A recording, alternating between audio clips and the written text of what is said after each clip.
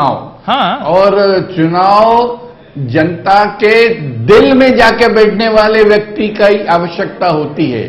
और वो जो क्रिकेट के परफॉर्मर हो सकते हैं, क्रिकेट मैच की बात प्रज्ञान जी, क्रिकेट मैच की बात जो प्रज्ञान जी उठा रहे थे उसका आशय आप समझिए, क्योंकि आपने भी शुरुआत परफॉर्मेंस से की थी। परफॉर्मेंस कोई भी हो, क्रिकेट में भी होती है, जनता में फर्क इतना है, एक स्टेडियम में परफॉर्मेंस होती है, एक जनता के धरातल में परफॉर्मेंस होती है। जनता के सामने अगर उम्मीदों के पिच पर आप अच्छी बल्लेबाजी करते हो तो आप विजेता होते हो।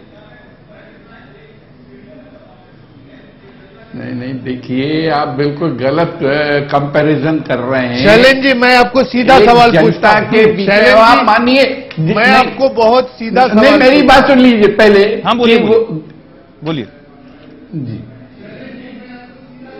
देखिए, ग्वालियर से जो व्यक्ति या रियासत से जो व्यक्ति बाहर नहीं निकला, मध्य प्रदेश को जिसने समझा, देखा, परखा नहीं, आम आदमी से जो मिला नहीं, उसको आप टीम का कप्तान बना के खेलने के लिए उतार दे रहे हो, तो भारत माता का कितना नुकसान कर रहे हो आप। माननीय इंदिरा जी ने राजे महाराजे समाप्त किए थे, आप अब उनको फिर से पैदा कर रहे हो।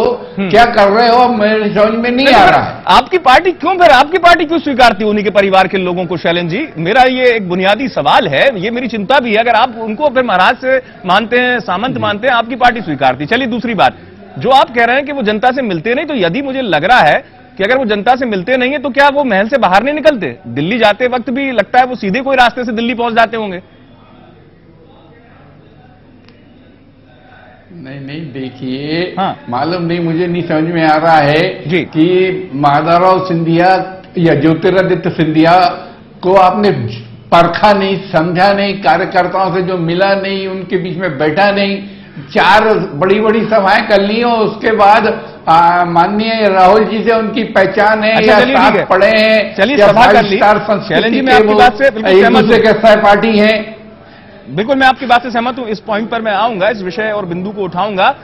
अतुल सक्सेना हमारे सहयोगी ग्वालियर से फोन लाइन पर मेरे साथ हैं, क्योंकि ग्वालियर का यहां जिक्र करना बेहद लाजमी है, क्योंकि ग्वालियर वो धरती जहां से शुरू होती है इस परिवार की सियासत, विरासत और आगे की राह। अतुल, मेरा सवाल आपसे ये, पूरे प्रदेश में ज्योतिरादित्य सिंधिया का नाम आता है और तमाम अंचल प्रदेश के, चाहे वो बुंदेलखंड हो, चंबल हो या महाकौशल हो, बघेलखंड हो, अलग अलग प्रतिक्रियाएं आती हैं। क्या यह माना जाए कि ग्वालियर से निकली हुई राह वास्तव में ज्योतिरादित्य सिंधिया के लिए उतनी आसान है जो पूरे प्रदेश से गुजरेगी?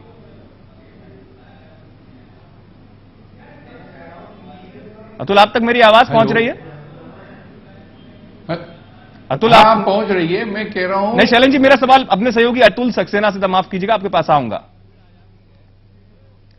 चलिए शैलेंद्र जी, मैं आपसे सवाल करता हूं। आपकी बात जो अधूरी रह गई थी कि सभा कर लेते हैं, भीड़ आ जाती है, तो ये बताइए कि अगर सभा कर लेते हैं तो सभा करने के बाद वो चुनाव भी तो लड़ते हैं, चुनाव भी तो जीतते हैं वो।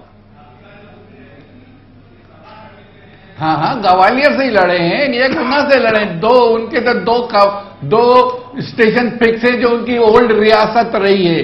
वरना उनको पूरे भारतवर्ष की छोड़िए, पूरे मध्य प्रदेश ने नहीं देखा है। वो उनका तो अभी तक तो था, चार्टर्ड प्लेन आया, सभा करी और वापस चार्टर्ड प्लेन दिल्ली चला गया या अपनी रियासत में लैंड कर गया। अच्छा। आखिर उन्होंने मध्य प्रदेश की कितनी धूल छानी है, कितने लोगों से मिले हैं, कहां उन्होंने कार्यकर्ता सम्मेलन किए हैं। मुझे तो मालूम नहीं, आत्ममुग्ध ज्यादा दिख रहे हैं कांग्रेसी, और उनकी भी बेचारे मुखबिर नहीं, आप मुखबिर नहीं कहिए, मुखबिर मत कहिए, माफ कीजिए। शैलेंद्र जी के इस जवाब का, जी प्रज्ञान जी, इस जवाब का एक जवाब हम सज्जन वर्मा जी से ले सकते हैं क्या? बिल्कुल, सज्जन जी आप हमारे साथ जुड़े हुए हैं।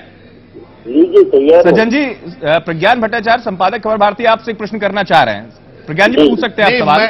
मेरा सिंपल सवाल जो शैलेंद्र जी कह रहे हैं, मैं सज्जन जी को चाहूंगा, सज्जन जी इस पर आपका क्या कहना है कि मध्य प्रदेश की धूल नहीं फांक रहे हैं, फांकना नहीं चाहते हैं, या दूर है ज्योतिरादित्य सिंधिया, जो आरोप लगाया है शैलेंद्र प्रधान जी ने, आपकी क्या प्रतिक्रिया है?